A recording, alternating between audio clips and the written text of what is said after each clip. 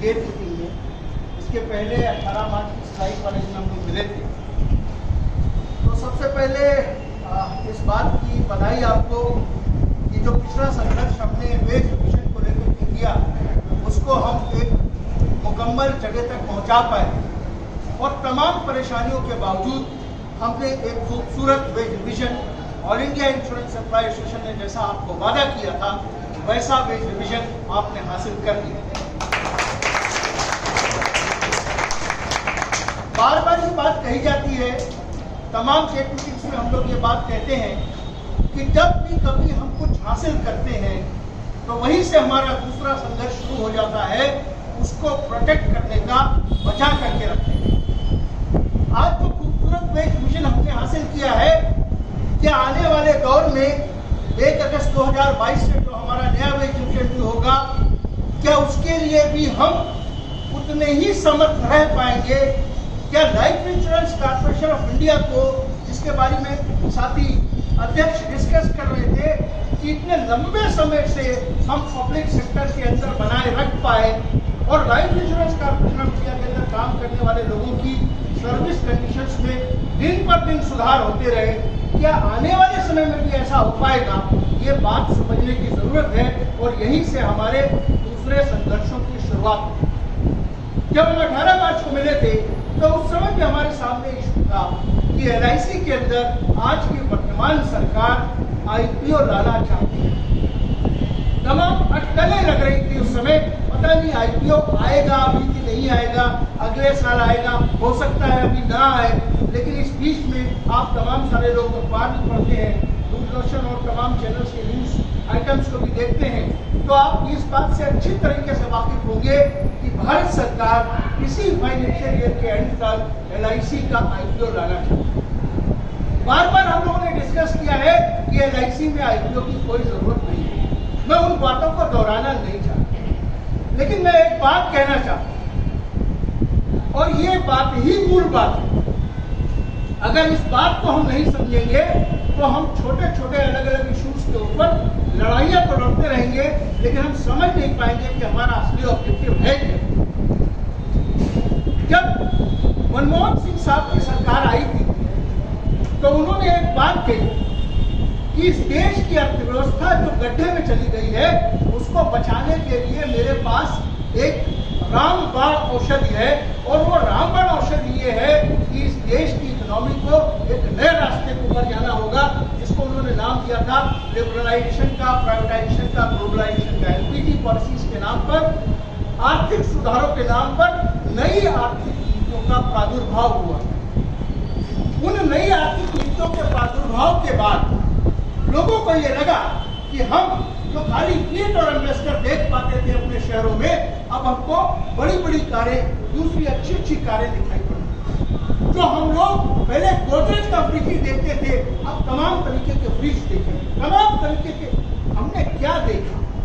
और यही वो दौर है जिस दौर में उन चीजों की अनदेखी हुई जिसके लिए किसी भी राष्ट्र को हमेशा समर्पित रहना चाहिए, और वो दो बातें हैं, देश के अंदर शिक्षा और देश के अंदर स्वास्थ्य।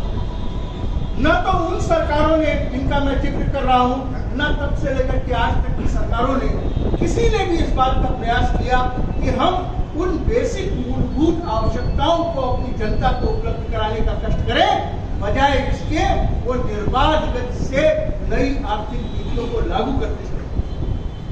और उन नई आर्थिक नीतियों का क्या परिणाम हुआ वो आज हमको दिखाई पड़ रहा है। हमारे यहाँ के जो भी बच्चे ग्रेजुएशन में जा रहे हैं उनमें 20-25 लाख 4-5 साल की फीस देनी है। वो 20-25 लाख की फीस देने के बाद इस बात की गारंटी नहीं है कि जब वो पास आउट करेगा अपने इंस्टीट्यूट से तो उसको कोई ऑनरेबल एम्प्लॉयमेंट मिलेगा, क्योंकि एम्प्लॉयमेंट जनरेशन होगा, एम्प्लॉयमेंट जनरेशन तो होगा पब्लिक सेक्टर से, प्राइवेट सेक्टर से एम्प्लॉयमेंट जनरेशन होता है लेकिन कागजी। जैसे उदाहरण के लिए यहाँ पर सफाई करने के लिए एक दिन में 15 सुपर्स को बुला करके थोड़ी साफ सफाई ज्यादा करा दी जाए और LIC ने क्लेम करे कि हमने आज की तारीख में 15 लोगों को रोजगार दिया। ये कैजुअल एम्प्लॉयमेंट, ये ऐसा एम्प्लॉयमेंट है जिससे उसका पूरा जीवन नहीं चल सकता। 2-4 दिन, 5 दिन, 6 दिन, महीना भर, साल भर, 2 साल, 10 साल चल सकता है, लेकिन उसकी पूरी लाइफ नहीं चल सकती। और जब पूरी लाइफ नहीं चल सकती तो हमारे देश में केवल LIC में काम करने वाले लोग नहीं रह रहे जिनको एक अच्छा वेज रिटर्न मिला।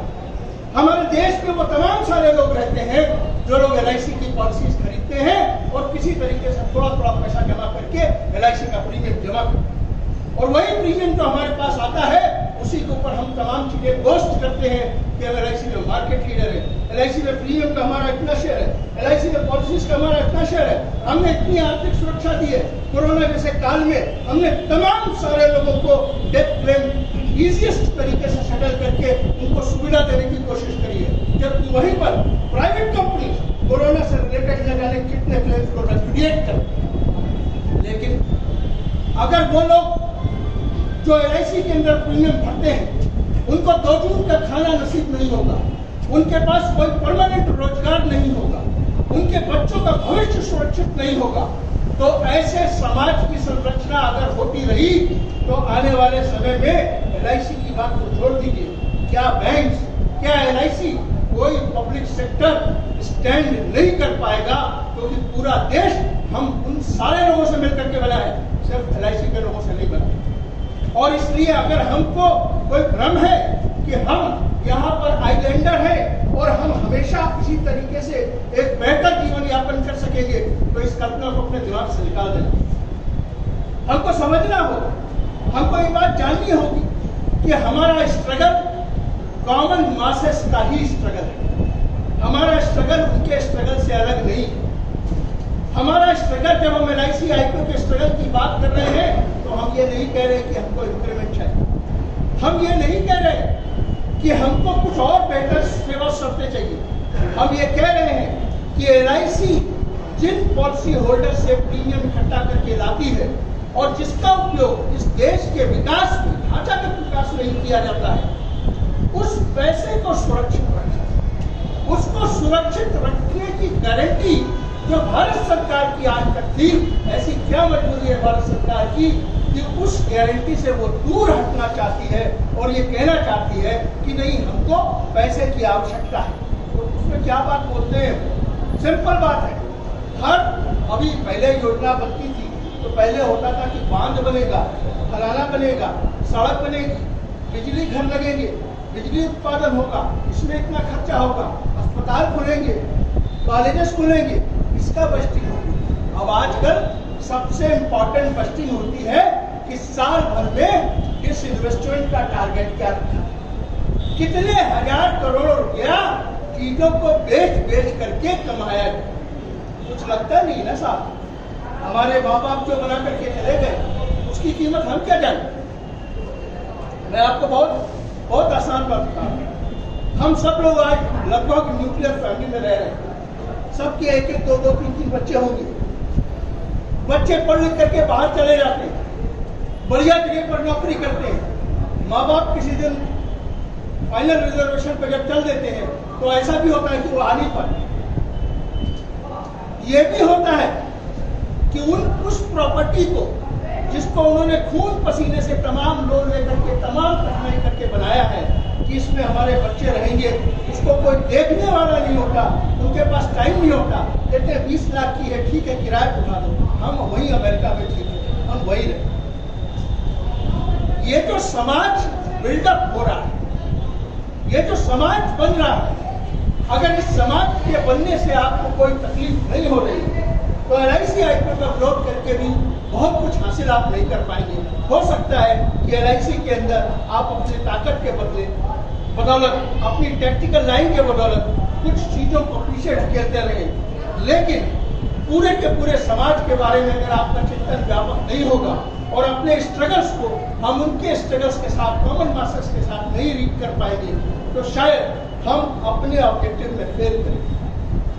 आपको मालूम है, जनरल इंश्योरेंस के अंदर जब बात आई थी डिसइन्वेस्टमेंट की तो ये कहा गया था कि स्ट्रेटेजिक शेयर होगा, स्ट्रेटेजिक शेयर होगा, और उसमें बोला गया था कि कुछ परसेंट ही शेयर हम बेचेंगे और उसकी शुरुआत न्यू इंडिया से की गई। आज की तारीख में यूनाइटेड इंडिया को पूरी तरीके से बेचने की तैयारी है। वो सारे कानून जो पार्लियामेंट में पास किए गए थे स्टैटिक सेल के लिए, वो सब ताक पे खिटाने वाले, कोई मतलब नहीं रह गया उसको। तो आज की तारीख में जो लोग ये समझते हैं कि आज 5%, 10%, 15%, 20% अगर कोई सेल हो रही है, आईपीओ में शेयर जा रहा है एलआईसी का, तो उससे एलआईसी के ऊपर कोई खास फर्क नहीं पड़ने वाला। मैं आपसे विनम्रता से ये बात कहना चाहता हूँ कि all India insurance employ association का क्लियर कट समझना है कि एलआईसी का आईपीओ लाना प्राइवेटाइजेशन की दिशा में पहला कदम है। दूसरा कदम, तीसरा कदम, चौथा कदम, पांचवा कदम, अंतिम कदम कब आएगा उसी को नहीं, किसी को नहीं मालूम। तो आज की तारीख में जो हमारा मेजर ऑब्जेक्टिव है वो ये है कि हम एलआईसी आईपीओ को लेकर के जो कुछ भी हमारी कॉल्स आ रही, उन कॉल्स को, क्योंकि आगे आने वाले समय में काफी कॉल आने वाली, बहुत सारे संगठन जो आज हमारे डेमोन्स्ट्रेशन में नहीं है वो आने वाले, बहुत सारे संगठन उसमें आगे आने वाले समय में जुड़ जाएंगे। और एक समय ऐसा आएगा कि एक कंप्लीट अनरेस्ट की सिचुएशन आईपीओ को लेकर के इंडस्ट्री के अंदर बन सकती। उस समय तक हमको जो काम करना है वो बात जरूर ध्यान रखें। हमारी जो सबसे बड़ी स्ट्रेंथ वो ये नहीं है कि हमने कितना सरप्लस जनरेट किया, वो है अपनी जगह पर। सबसे बड़ी स्ट्रेंथ ये है कि जो हमारे पॉलिसी होल्डर्स का कॉन्फिडेंस हम इतनी सारी विपरीत परिस्थितियों में भी बनाए रख सके। अगर हम अपनी बेहतर सर्विसेज से उसको आगे आने वाले समय में भी बनाए रख पाएंगे तो हम एलआईसी आईपीओ क्या, इससे भी बड़े खतरों को टालने में कामयाब होंगे। लेकिन अगर हम अपने इन्वेस्टर्स का, पॉलिसी होल्डर्स का कॉन्फिडेंस हमारा शेक करेगा तो जरूर दिक्कत आएगी। और ये कोशिश है, ये फाइनल कोशिश है प्रेजेंट डिस्पेंसेशन की, कि वो जो आप कर रहे हैं उसके अगेंस्ट में उस कॉन्फिडेंस को शेक करने की कोशिश की जा रही है कि एलआईसी का आईपीओ। क्योंकि कॉमन मैन ये बात नहीं समझता।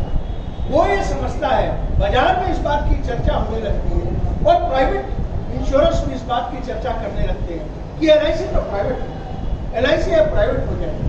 और ये कह करके वो ये बताने की कोशिश करते हैं कि जैसे प्राइवेट सेक्टर में हो रहा है वैसे ही एलआईसी में होगा। तो हमको इस बात का ध्यान रखना है कि एलआईसी में जब हमारा पॉलिसी होल्डर आता है तो हमको उसको बेस्ट सर्विसेज प्रोवाइड करनी है ताकि जो हमारा उसका अटूट बंधन है इतने वर्षों का वो लगातार बना सके। क्या करना है हमको उसके आगे? इसके आगे जो सबसे इम्पोर्टेंट बात है वो ये बात समझने की है, क्योंकि हमारे मैं देखता हूँ हम लोग व्हाट्सएप में चर्चा करते हैं, फेसबुक में भी चर्चा करते हैं, तमाम जगहों पर सोशल साइट्स पर चर्चा करते हैं और कोई एक तरफ खड़ा हो जाता है, कोई दूसरी तरफ खड़ा हो जाता है।